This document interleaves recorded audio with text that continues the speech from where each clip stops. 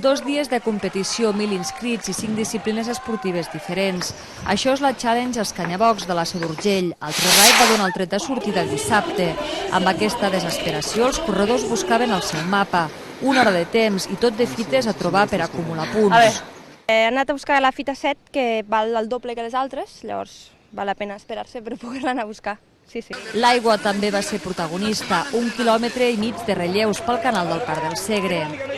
De moment ens ha costat una miqueta arribar fins a la meta, però bueno, això de remar costa. Després de 10 hores, els que encara en van tenir ganes podien pujar a la vertical Sant Quiri, 4,5 quilòmetres amb un desnivell de 850 metres.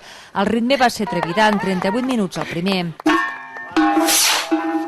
A la nit, cursa d'orientació per la ciutat i gairebé sense dormir, ahir al matí un clàssic, la marxa en BTT.